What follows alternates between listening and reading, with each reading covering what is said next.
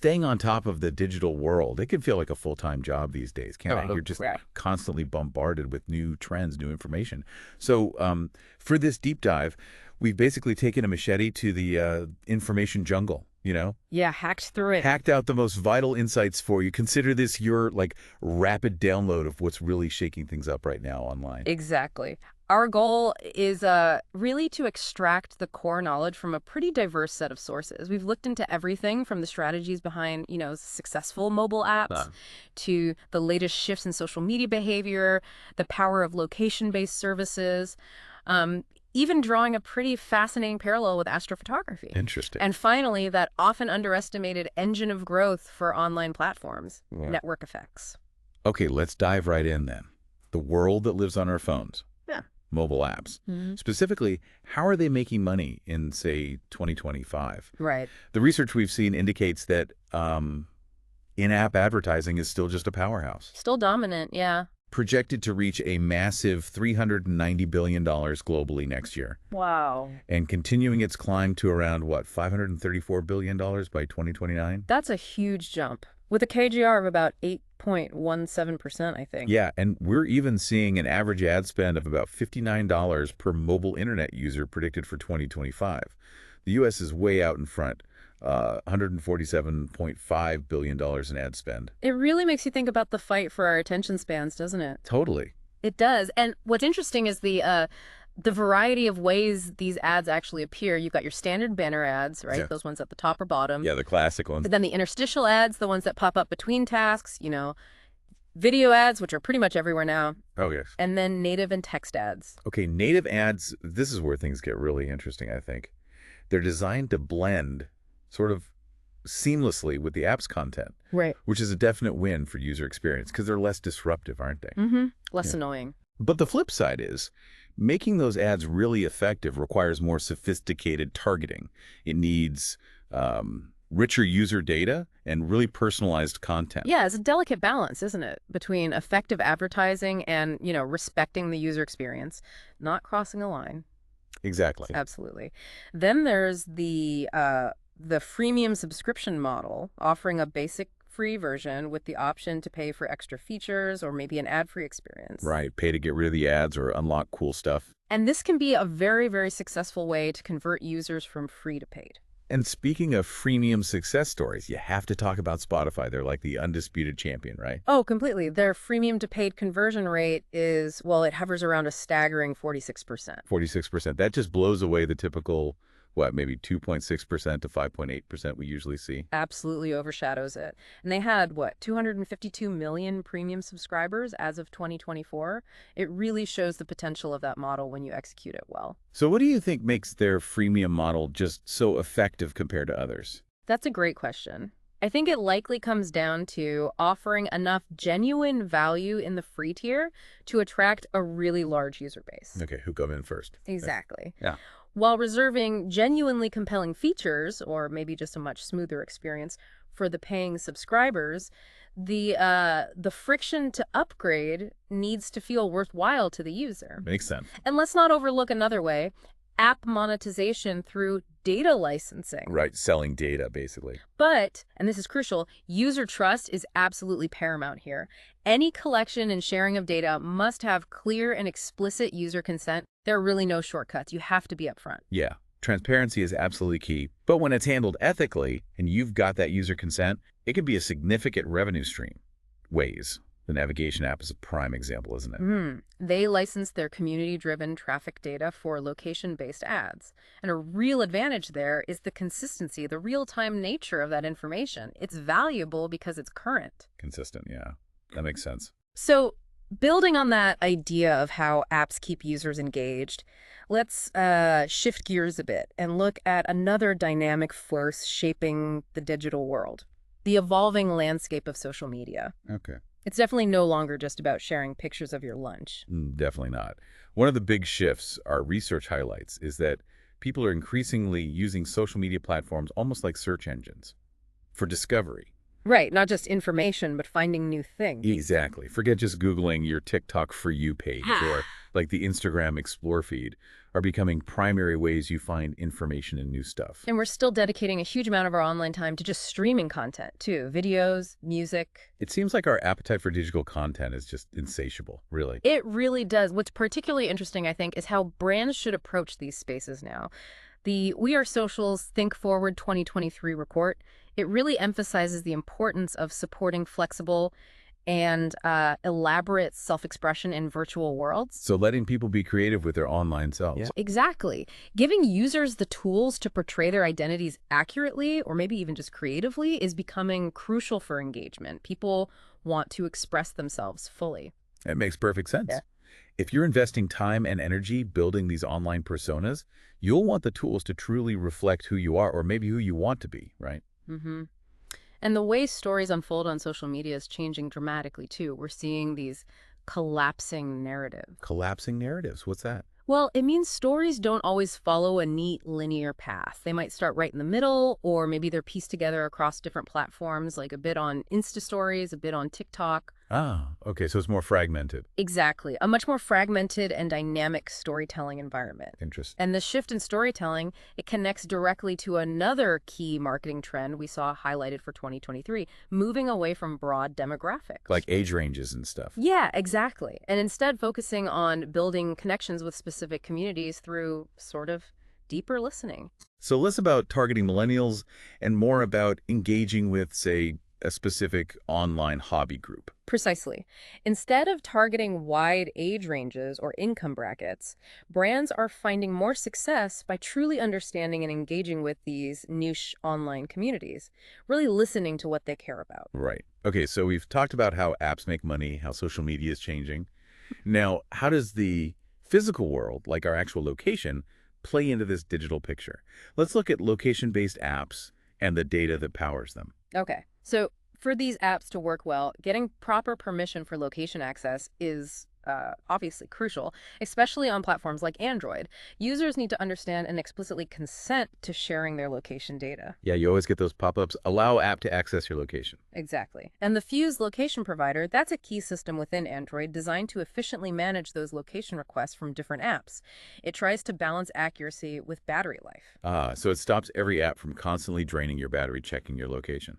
Pretty much, yeah. It optimizes it. And naturally, these apps often incorporate maps and the ability to pinpoint locations of interest, finding the nearest coffee shop, navigating somewhere. Standard prop stuff. It all hinges on precise location data.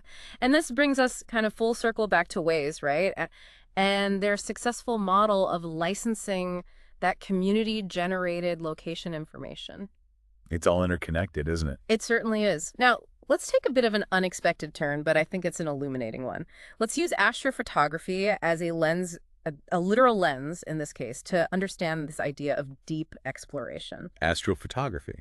Okay, I like where this might be going. So for those who might not be familiar, astrophotography is basically the art and science of taking pictures of stars, galaxies, nebulae, stuff in space. Right. And it often involves specialized equipment. Things like refractor telescopes with longer focal lengths around 500 millimeters is pretty common. Okay. And these special cooled astronomy cameras, they're designed for capturing really faint light over long exposures, sometimes minutes or even hours per shot. Wow. Okay, so long exposures. But here's where it gets technically tricky, right? At high magnifications, even tiny errors in how the telescope tracks the movement of the stars across the sky can just blur the final image. Precisely. The stars trail instead of being sharp points. And that's where something called auto-guiding comes in. Auto-guiding? Yeah, it's essentially a robotic fine-tuning system. It uses a second, smaller guide scope and camera locked onto a single guide star. Okay. And it makes tiny, constant corrections to the telescope mount during those long exposures to counteract tracking errors and keep everything perfectly aligned. Ensures those pinpoint stars in your final image. It sounds incredibly precise, and probably quite an investment in equipment too, right? It can be, yeah.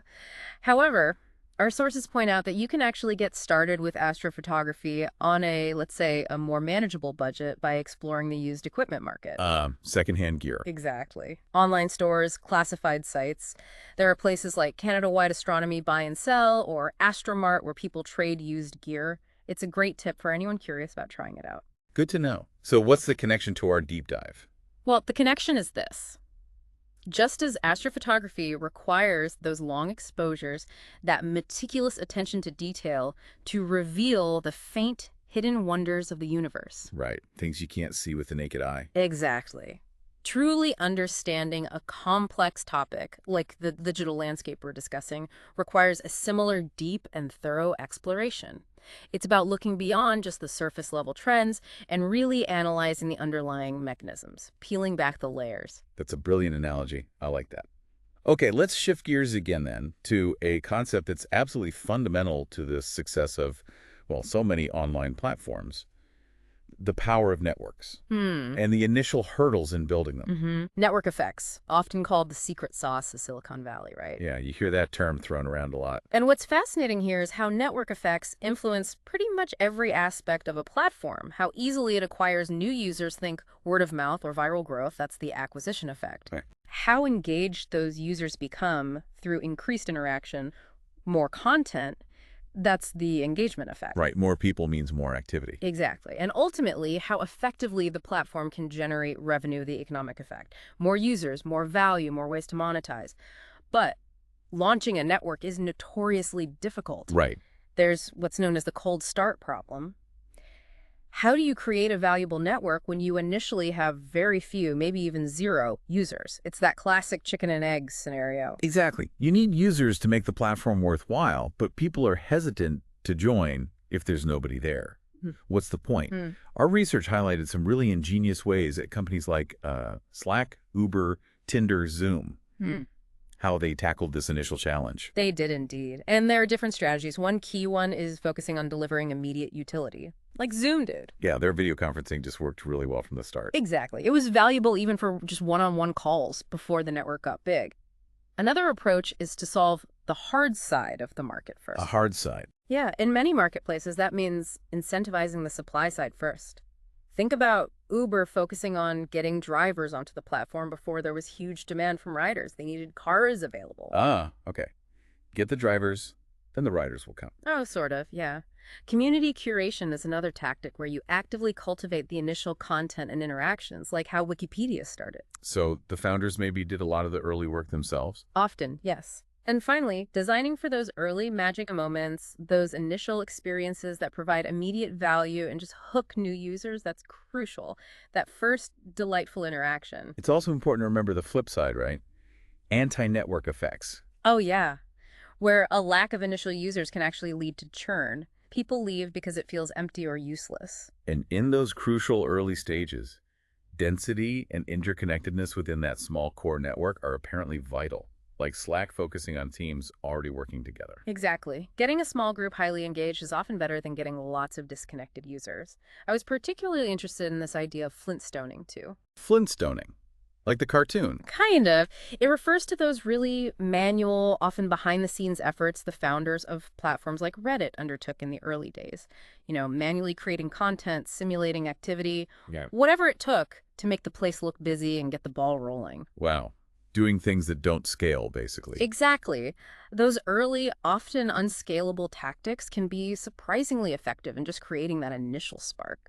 Then you have strategies for hitting the tipping point, right? Like LinkedIn's initial invite-only approach, that created a sense of exclusivity and drove organic growth through existing connections. Right, you wanted an invite because it seemed valuable. Or the come for the tool, stay for the network approach. Users are initially drawn in by something useful, like Dropbox for file storage. Yeah, I used Dropbox way before I shared files with anyone. But then they stay for the collaborative network features that emerge as more people join. And we can't forget the law of shitty click-throughs. Sounds ominous. It's a key concept in marketing, really. It just reminds us that the effectiveness of any single marketing channel, ads, emails, whatever, will inevitably decline over time as it becomes saturated and people tune it out. So you always need to be finding new ways to grow. Exactly. You constantly need to be layering on new growth strategies. You can't rely on just one thing forever. Right, it's a constant process of adaptation. Yeah. And for sustained growth, the idea of focusing on the adjacent user seems key. Tell me more about that. Well, like how Instagram expanded its user base over time, right? They didn't just stick with the initial early adopters. They targeted different demographic, different interest groups, Yeah. people who were next to their current users. Oh, expanding outward step by step, that helps avoid hitting market saturation too quickly and brings in fresh segments of Yeah. users. And then as networks become absolutely massive, like YouTube or TikTok, algorithmic content discovery becomes essential, doesn't it? Oh, completely. You need algorithms to manage the sheer volume of content and surface relevant stuff for users. Otherwise, it's just overwhelming. Prevents user fatigue. Makes sense. And when you're competing in a space with existing platforms, it's not just about the total number of users you have. This idea of network density is often more critical. So how active and connected your users are. Exactly. How interconnected and actively engaged users are within your specific network. The example given was Airbnb's strong local networks compared to a competitor, Wimdu, which had a broader reach but maybe less dense, less engaged local communities. So quality over just quantity in some cases. Often, yes. It's also important to remember that a product's initial network focus is unlikely to be its last. Teams are constantly refining their understanding of their users and adapting the network strategy. Always evolving. And even competing over the hard side, like we mentioned with Uber focusing on drivers, that can become a long-term competitive advantage if you build up that supply better than anyone else. But it's not always simple, is it? The sources mention that just bundling things together isn't a guaranteed win for network effects. Right, like Google Plus trying to leverage Google's existing user base, or the early days of Uber Eats trying to leverage the main Uber app. It doesn't automatically transfer the network effect successfully. It has to make sense for the users. So a deep understanding of these network effects is clearly essential for anyone building or even just analyzing online platforms these days. Absolutely fundamental. Okay, let's turn our attention then to our final area for this deep dive, the value of social and media intelligence. Right. This is where organizations like Meltwater come into the picture. They're a leading global provider of this kind of intelligence. So what do they actually do? Well, many major companies rely on their solutions, their software and services to get insights for PR, for marketing, for social media strategy, basically understanding what's being said about them and their industry online. Okay, so monitoring the buzz. Monitoring, analyzing, interpreting. Yeah. They've got a significant global footprint, something like 2,300 employees, 50 offices across 6 continents, and a huge corporate customer base, around 27,000 companies. They offer the tools to really make sense of the vast ocean of data generated online every day. So it's about going beyond just seeing mentions online and actually extracting actionable intelligence from it all to make better informed decisions. Precisely. It's about turning noise into signal. And our research touched on an interesting little quirk, too, about social media user figures sometimes apparently exceeding total internet user numbers. Yeah, how does that even work? Seems impossible. It does seem counterintuitive, right? But there are several possible explanations. It could be down to reporting methodologies and timings, or individuals having multiple social media accounts. Right, people have more than one profile sometimes. Or even the presence of non-human accounts, bots, duplicate accounts, things like that, inflating the numbers. Ah, okay. That makes more sense. Exactly. It just highlights the complexity of accurately measuring and understanding the dynamics of the digital world and why sophisticated social and media intelligence tools are becoming so crucial for businesses trying to navigate it all. Okay, so to try and bring all this together, Yeah. we've taken a really wide-ranging deep dive today into some pretty significant trends shaping the digital world. Covered a lot of ground. We explore the ongoing evolution of mobile app monetization, in-app ads, freemium models still leading the charge.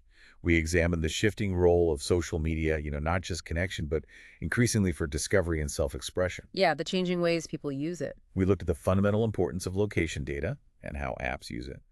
We even drew that neat parallel between the meticulous nature of astrophotography and the deep exploration needed to truly understand complex topics. The long exposure analogy, yeah. And finally, we really delved into the powerful, sometimes complicated dynamics of network effects, the engine behind so many successful online platforms, but also that tricky cold start problem. And by understanding these seemingly diverse elements, monetization, social shifts, location, network effects, intelligence, you really start to gain a more comprehensive picture, don't you?